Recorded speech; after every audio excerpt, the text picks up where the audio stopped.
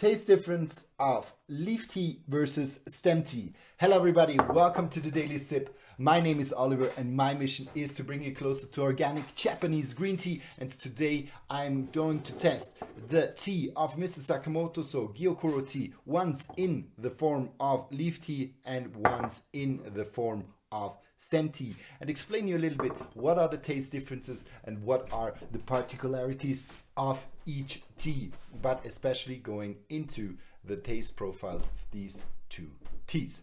Good. So when we talk about leaf tea or stem tea, what is actually, or how did they evolve, is that around in the 17th century, at the beginning of the 18th century, the leaf rolling was invented by a Chinese monk in Japan, and he brought tea really into mainstream. So around the 17th, 18th century, there green tea came really into vogue. In the beginning, and this is what most people don't know, matcha was the only form, so powdered green tea was the only form green tea was consumed in Japan, but then the technique of rolling leaves was invented, and then people really started to drink green tea also in this form, and it became a huge success that up to 95 to 97% nowadays of all the green tea is consumed in leaf form. Then the biggest, or like the most qualitative or the highest quality leaves then became the emperor's choice, and the Gyokuro, as I explained in another video, was actually the tea of the emperors, because the emperor was clearly only wanted the best quality, and best quality in the age where you couldn't refrigerate the tea was the tea which held out the longest and was stable in quality. And this was the main reason for Gyokuro to be chosen, because Gyokuro can age very well. It is a little bit like a Bordeaux wine, that you can keep it up to 3 years, and up to 3 years this tea just becomes better and better, and then it has really its peak of taste after 3 years. We were at the farm of Mr. Sakamoto this summer, and he offered us also a 5-year Gyokuro. So you can really age this tea very well. What happens with the teas when they age over time is that they lose a little bit of the catechin, so they get even a little bit smoother and less bitter, or the bitterness really fades away more. Good. So much about the Gyokuro. Then the richer, or the more like the emperors, or also the higher or upper class, they only drank leaf tea, and the stems were often held back by the farmer. They had to be cut out. The leaves really had to be pure and in its really dark shaded beautiful form, like this one here. And what they held back is actually the stem tea. So stem tea were in the early times residues of the tea production, and that's why often the farmer started to drink these teas, because what was considered for them is also that taste-wise they weren't that much different of the normal teas, but these teas, they just had not as a beautiful appearance as the other ones. As you can see, if you compare just the beauty aspect of these two teas, this one here is just pure dark beautiful leaves, and this is a mix of stems and leaves, color mixes, which was not too much preferred by the Japanese. So then these teas evolved, and now nowadays they came also more into vogue, because Gyokuro itself is quite pricey. So here we talk about 100 grams, which can be around $32 to $34 with this kinds of tea on our web shop, or you talk about $27 to $28 for this one here, and here you talk about 150 grams. So you see on 100 gram basis, this tea is much cheaper, and that's why it also came a little bit more into vogue. And what is also nice about this tea is that it is actually lower in caffeine. Here we talk around 1/4 to 1/5 of a Gyokuro, so it's very, very low caffeine content. It depends a little bit of the mix of stems and leaves. So this one is quite good. It's around 50-50, 60 stems, 40 leaves, and sometimes you have a stem tea which is a little bit higher in leaf amount, and then the caffeine content is a little bit higher. But in general, so low caffeinated tea, but also very rich in minerals because the stems are carrying a lot of the minerals carried to the leaves in them. That's why it is mineral wise, it is as good as a good Gyokuro, but in the level of caffeine, it is just lower than a Gyokuro. But now I'm interested how this tea is actually taste-wise different to the Gyokuro, or how the Gyokuro, what is the special aspect. I did already some videos about Gyokuro, but now I really want to compare and really show you a little bit the different taste notes of these two teas. Then let's go into it. So,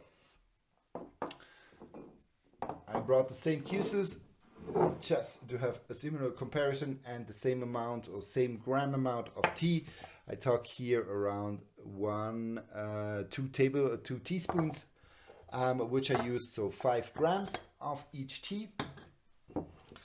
And now we're gonna brew this one here with 60-degree water, so 140 Fahrenheit.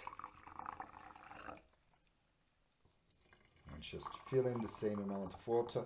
In terms of brewing time, Gyokuro needs to be brewed a little bit longer because the leaves are really tightly rolled. And this is something unique for Gyokuro. So some say 2, some say 3 minutes. I personally have the best experiences around 2 minutes. This is the time what I brew the Gyokuro. So we're gonna leave these 2 teas in just for 2 minutes. And then we're gonna try them one by one and see what actually the taste difference is. In terms of region, these 2 teas, they come from Kagoshima, exactly from Shibushi, from the field of Mr. Sakamoto. He started cultivating, or he already had with his family an old family farm, but he converted this in 1985 to an organic tea production, completely organic, due to personal reason, because he was convinced that his family, he had some cancer sicknesses in his family, and he believed, or was convinced, this was then linked to the use of pesticide. That's why he decided with his brother to really go and do organic cultivation. They needed 7 years, he told us, to just get this transition right and to get up the quality to a level, to a standard where he said, now it is a tea I'm really satisfied with. So since then, his brother and him, they really cultivated strongly the Gyokuro. They have a small 4-hectare plantation, which is around 4,000 kilograms of tea. And there they produce now every year just the first harvest. So the first harvest is really the harvest they take. And this is also in April, is also the only time when he picks his tea. Good. So now we are through with this 2 minutes, and let's pour.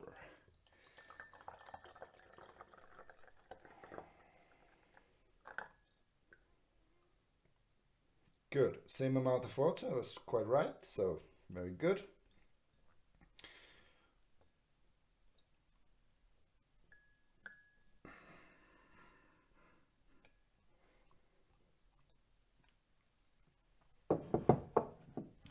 Good, now let's have a look in terms of color. So this one here is a little bit golden.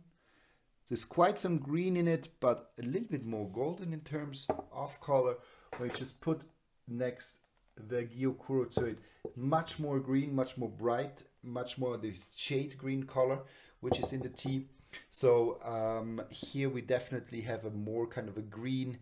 I expect also a little bit more of a green kind of a vegetal note. Here more golden, maybe a little bit more dryness in this tea, but let's go and taste these 2 and see how the taste differs. First, we take the Kukicha.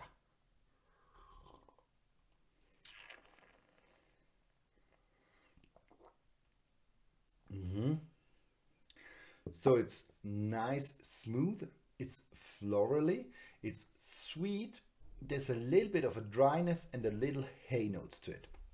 So I would say kind of a late summer grass, a drier summer grass note. This is what I get a lot out of this tea. Now here, let's go.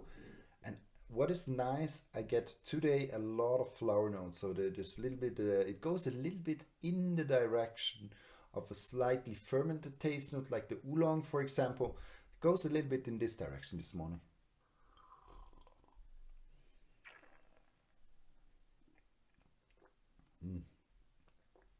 Much more on the umami savory side. I also get these flowers. I also get the florally note, but there's much more of a kind of a sweet savory. It's full, it's more full bodied, so you can see it somehow seems that the density of essential oil and just a little bit of more of an amino acid. So I'm challenging a little bit what I said before, just on a taste aspect. It is actually a tea. It has a good density in the water, so it's like a little bit more of a silky tone, while this one seems a little bit more liquid. And it's much more on the yellowy side. I get a little bit also of sunflower seed. It's a little bit more on the sunnier side, a little bit drier side, more summer side. Here,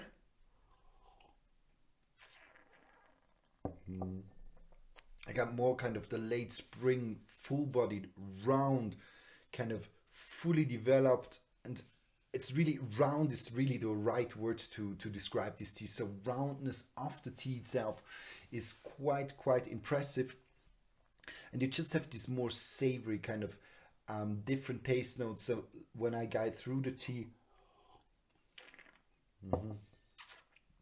in the beginning you have a little bit of a sweet corn, a little bit of a roasted sweet corn flavor. Then it goes over into more of a savory, but then a little bit of a floral note comes in, and then in the end I have a little bit this or have the nice transition to a little bit more of an umami taste. So this savory flavor profile, it goes a little bit in the direction of nearly a little bit of a brothy, but I don't like this word brothy too much, because it's much more than that. It's just a little bit of a more of a savory side of the tea.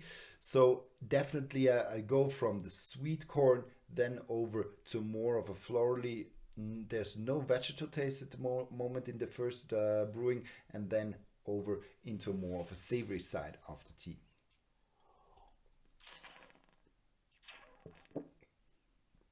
In the beginning I have direct a little bit this dry hay flavor. Then second one, then I have a little bit of these florally tones.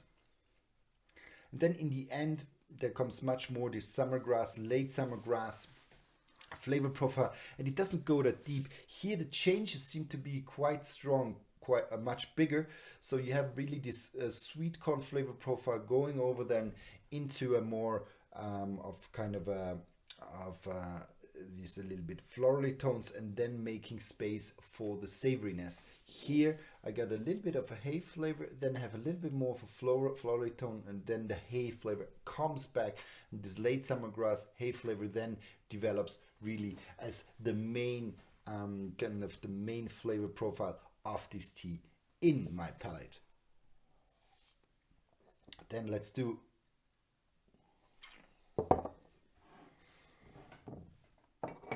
a second brewing of this tea. Let's try it out.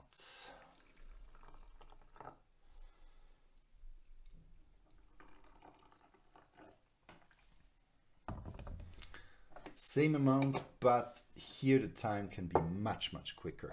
So second and third brewing I stop after the second one, but you can also do the third brewing and third brewing as well. Just do it very easy. For 20 seconds, already done both of the teas.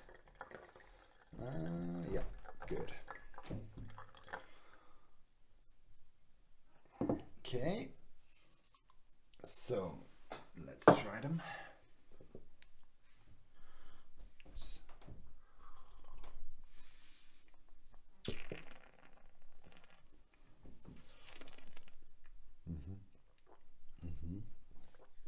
There's a little bit, there's a slight soapy, it's like a florally soapy flavor profile. And in the end I get again this hay, but the hay flavor profile goes a little bit down, giving space a little more to the florally notes. So I feel that with the steeping, from steeping to steeping, the hay flavor goes a little bit down and it leaves a little bit more space for the leaf taste, or the taste which are coming from the actual leaves in the tea, to give a little bit more to this tea.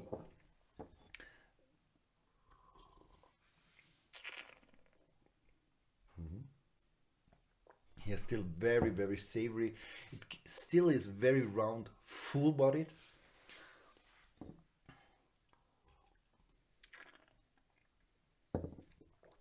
So it goes a little bit down on this roasted flavor. There's a little bit of the sweet corn remaining, but now we have much more also of the floral notes which are coming through. And in the end, you got again the savory taste profile of the tea. So it starts a little bit weaker, but then directly leaves space to the floral notes, and then leaves space really to this savory and sweet note. So if you just compare these two teas, in taste profile, very different. This one here gets very floral in the second one. So just in terms of flavor profiles, here we have much more of this savory sweetness of the tea, much more of this dominant kind of a theanine umami note, which is typical, or which is also looked after by the Japanese in this tea, is getting through much more with this tea. And if you are looking for a tea which has a little bit more of a kind of a little bit of a softer umami note, here I get a little bit more of a florally note also coming through. But in the beginning, there's still quite a strong flavor profile of this, a little bit hayish, of a little bit late summer grass note. So these are the main differences. So here a little bit hayish summer grass with a nice florally note, and here a beautiful umami savory note with some floral tones, some floral notes in between, and in the beginning a little bit more of sweet corn. So this is what I'm getting this morning from these two teas. So quite a difference, even coming from the same plant, even coming from the same farmer, just mixing leaves and stems here, and here we are mixing only, or we are taking only the finest leaves without the stems.